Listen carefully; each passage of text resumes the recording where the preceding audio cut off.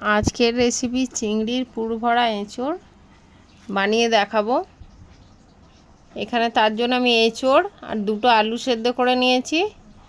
এগুলোকে ভালো করে ম্যাশ করে নেবো। আর চিংড়ি মাছগুলো পিঠের শির কেটে পরিষ্কার করে ধুয়ে নিয়েছি।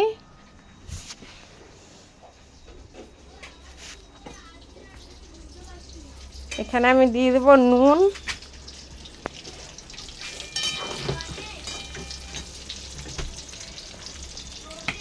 জিরে গুঁড়ো, গোটা জিরে, হলুদ গুঁড়ো, এগুলো আমি দিয়ে নেবো। লঙ্কা গুঁড়ো, সব একে একে মশলা দিয়ে নেবো। অল্প দিয়ে দেবো কর্নফ্লাওয়ার বাইন্ডিংয়ের জন্যে, একদম সামান্য দিতে হবে, 2 টিস্পুন মতো, খুব বেশি দিলে হবে না। দিয়ে এভাবে করে মাখিয়ে নিয়েছি। এবার চিংড়ি মাছগুলো মধ্যে লঙ্কা গুঁড়ো,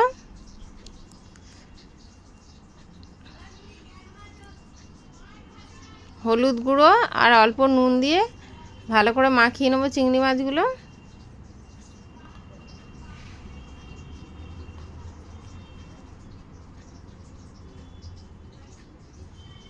এভাবে করে এঁচোড়গুলো হাতে করে নিতে হবে। ম্যাশটাকে নিয়ে একটা খুর মতন করে ওর মধ্যে চিংড়ি মাছটাকে লম্বা করে দিয়ে দিতে হবে। চিংড়ি মাছটা কিন্তু পুরো একটু ল্যাসটা রেখে কাটতে হবে, ল্যাসটা থাকলে দেখতে সুন্দর লাগবে। এভাবে করে শেপ দিয়ে নিতে হবে।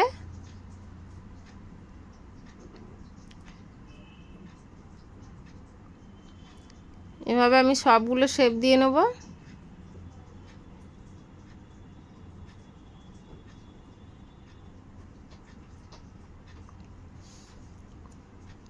আরও একটা বানিয়ে দেখাচ্ছি আপনাদেরকে।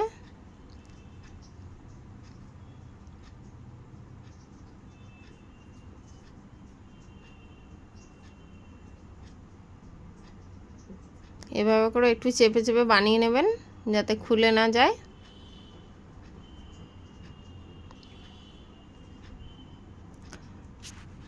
আর এইভাবে সবগুলো আমি বানিয়ে নিয়েছি। এবার গ্যাসের উপর একটা কড়াই বসিয়ে দেবো। কড়াইটা গরম হতে দেবো, গ্যাসটা জ্বালিয়ে দিচ্ছি। দিয়ে একটা ডিমের গোলা বানিয়ে নেবো। এখানে আমি কড়াইয়ের মধ্যে দিয়ে দিলাম একটু বেশি পরিমাণে সর্ষের তেল। এবার ডিমের গোলাটা বানিয়ে নিয়েছি, নিয়ে ওর মধ্যে করে ডুবিয়ে ব্রেড ক্রামে দিতে হবে, কোট করে নিয়ে তারপরে তেলে দিয়ে ফ্রাই করতে হবে।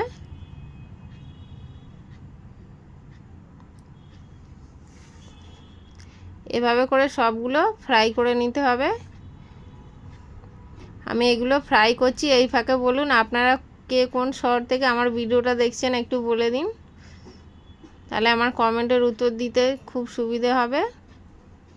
এভাবে একবার বাড়িতে এঁচোড়টা বানিয়ে খেয়ে দেখতে পারেন, খুব অসাধারণ খেতে হয়। কেউ বুঝতেই পারবে না, না বলে বানালে, যে এটা এঁচোড় দিয়ে চিংড়ি মাছের পুর ভরা আছে। মনে হবে কি মাংসের কিমা দিয়ে পুর ভরা আছে, এরকম একটা মনে হবে। আপনাদের দাদা তাই বলেছে। আমার ভিডিওটা যদি ভালো লেগে থাকে লাইক কমেন্ট শেয়ার করবেন। ফেসবুক থেকে দেখলে আমার পেজটি ফলো করবেন, আর ইউটিউব থেকে দেখলে আমার চ্যানেলটি সাবস্ক্রাইব করতে ভুলবেন না। এই রেসিপিটা যেদিন বাড়িতে বানাবেন অবশ্যই রুটি, পরোটা, ভাত যার সঙ্গেই খান একটু বেশি পরিমাণে বানাতে হবে, কেন এটা খুবই সুস্বাদু হয়। আর বাড়িতে বানিয়ে যদি ভালো লেগে থাকে আমাকে কমেন্ট বক্সে জানাতে ভুলবেন না। আবারও কড়াটা পরিষ্কার করে নিয়ে আমি তেল দিয়ে দিয়েছি। এই রেসিপিটা বানাতে একটু তেল বেশি লাগে। এবার দিয়ে দিলাম গোটা জিরে ফোড়ন, একটা তেজপাতা ফোড়ন দিয়ে দিয়েছি। এবার দিয়ে দেবো একটু বেশি পরিমাণে কুচনো পেঁয়াজ।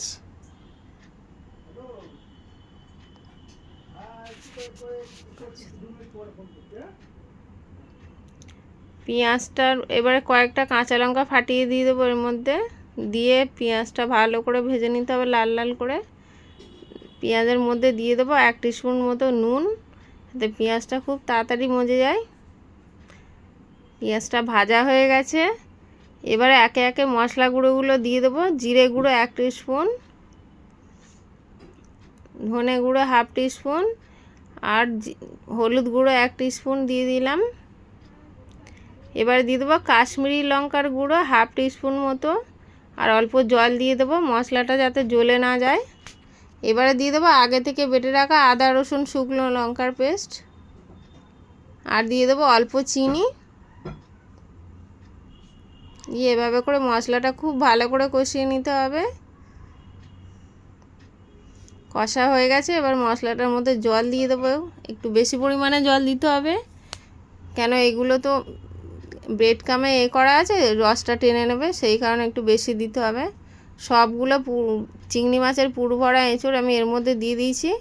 এবার নামানোর আগে একটু ঘি গরম মশলা দিয়ে দেবো। ঘি গরম মশলা দেয়া হয়ে গেছে। এবার অনেকটা তো আমি কোনো জায়গায় না ঢেলে বাটিতে সার্ভ করে দেখাচ্ছি।